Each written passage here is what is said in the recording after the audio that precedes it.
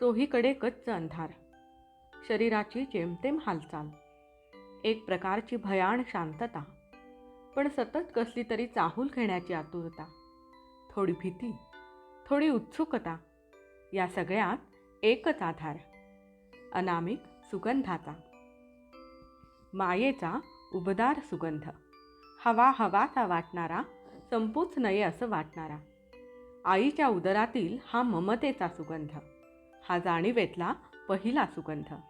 येथून सुरू होतो सुगंधाच्या शोधाचा प्रवास.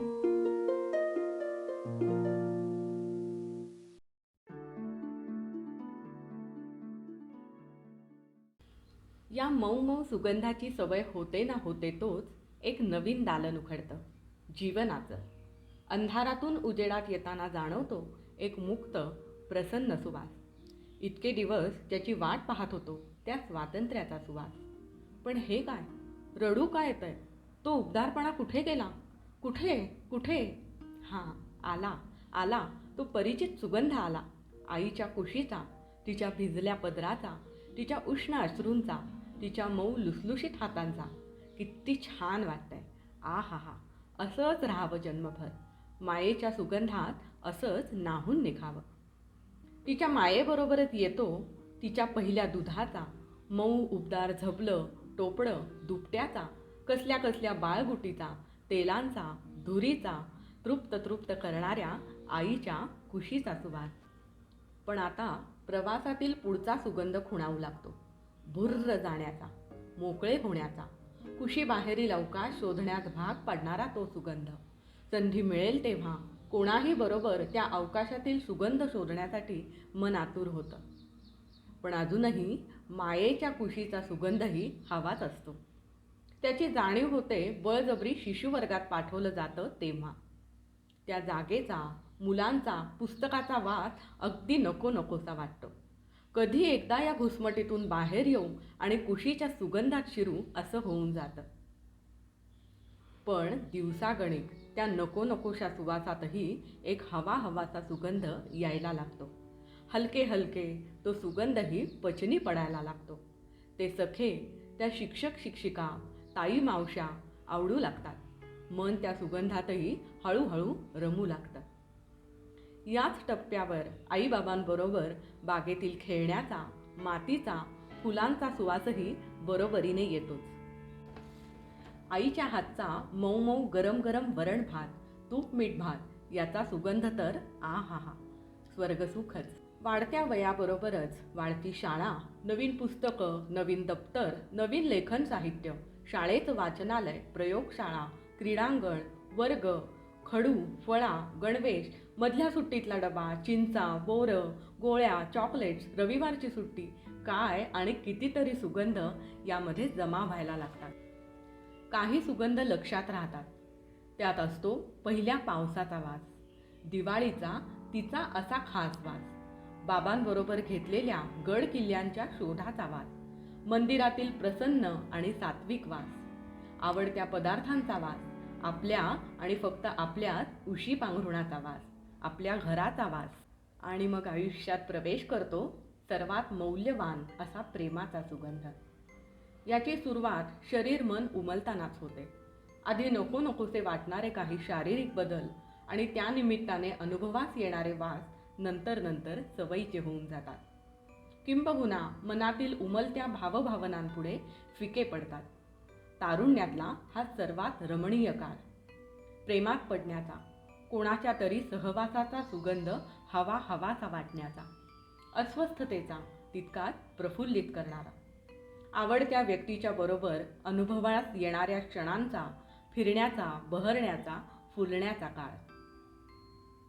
प्रवासातील सुगंधाचा हा टप्पा एक नवीन दालन उघडतो.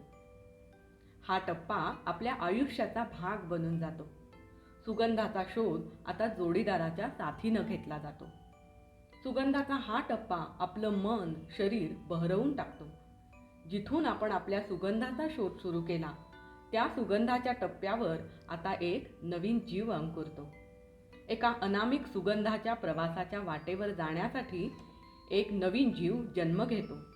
आपले मन आता एका कोवळ्या गोजीरवाण्या सुगंधाभोवती रुंजी घालू लागतं. जन्माला येताना या सुगंधाची पुसटशी ओळख झालेली असते, पण त्याची जाणीव आत्ता खऱ्या अर्थाने होते, कारण आता भूमिका बदललेली असते. एक वर्तुळ पूर्ण होतं दुसऱ्या वर्तुळाला जन्म देण्यासाठी. गोड गोजिऱ्या बाळाचे, त्याच्या कपड्यांचे, जावळाचे, उदाधुपाचे सुवास मन सुखावून टाकतात, एका तृप्ततेची जाणीव देतात. या स्पर्शाचा सुवास मातृत्व पितृत्व बहाल करतो. सुगंधाच्या प्रवासाला निघालेले हे जीव वाढीच्या प्रत्येक टप्प्यावर आपल्याला सुगंधाच्या वेटोळ्यात वेढून ठेवतात. भूतकाळातील सुगंधांची सरमिसळ होते. काही सुगंध नव्याने भेटतात. या सगळ्याची सवय होते न होते तोच नकळत आपण त्यांच्या स्पर्शाच्या सुगंधाला पारखे व्हायला लागतो. वाढत्या वयाचे हे जीव हलकेच सुगंधाचा विळखा सोडवून स्वतःच्या प्रवासाला निघतात. मधूनच कधीतरी तो सुगंध डोकावतो, पण अगदी कळत नकळत आपलं मन पुन्हा एकदा सुगंधासाठी व्याकुळ होऊन जातं. आपल्या सुगंधाची भूक आपल्याला स्वस्थ बसू देत नाही. चिरकाळ टिकणाऱ्या सुगंधाची आस मनाला आतून धडका देऊ लागते. जीवनाच्या विविध टप्प्यावर भेटलेले सुगंध मन आठवून पाहतं, पण ते कायमची तृप्ती देऊ शकत नाही याची जाणीव होऊ लागते. समाधान, तृप्तता देणारा तो सुगंध कोणाला गुरुचरणी, कोणाला कलाविष्कारात, कोणाला ईश्वर भक्तीतून, ध्यानधारणेतून, तपश्चर्येतून मिळू लागतो. आपल्यासारखी सामान्य माणसं अंतिम सुगंधापर्यंत पोहोचतातच असं नाही, पण त्यापर्यंत पोहोचण्याचा प्रत्येकाचा प्रयत्न असतो. ईश्वरी कृपा असेल, तशी बैठक असेल तर मोठ्या भाग्यवंतांना असा सुगंध उपभोगता येतो. या अंतिम सुगंधाच्या शोधात निघालेले काही मोजके जीव ईश्वर प्राप्तीसाठी उपासना करतात. अशा असामान्य माणसांना ईश्वर भक्तीचा तो दिव्य सुगंध मोगरा फुललाचे समाधान मिळवून देतो. आजपर्यंत अनुभवात आलेले ते सगळे सुगंध या उच्च प्रतीच्या सुगंधापुढे फिके पडतात. चिरकाळ टिकणारा, तृप्ततेची, मुक्ततेची अनुभव देणारा हा भक्तिरूपी सुगंध, हा सुगंधाच्या प्रवासातील अंतिम टप्पा असतो. संपूर्ण व्यक्तिमत्व उत्फुल्ल होऊन जातं. आत्मप्रचितीचा हा सुगंध संपूर्ण अवकाश व्यापून टाकतो. सुगंधित फुलांची इतकी बरसात होते की त्यांना वेचता वेचता ओंजळी भरून वाहू लागतात. वेचलेल्या फुलांचे पुन्हा कळ्यांमध्ये रूपांतर होते आणि त्यातूनही सुगंधी फुलेच उमलतात. अशा रीतीने भगवत कृपेच्या सुगंधाच्या वर्षावात अंतःकरण चिंब होऊन जातं. अशी असीम सुगंधाची अनुभूती परमेश्वर चिंतनात गुंतवून ठेवते. यानंतरचं आयुष्य स्वतःच सुगंधमय बनतं आणि सुगंधाच्या वाटेवरील पांथस्थांवर सुगंधाची पखरण करत राहतं.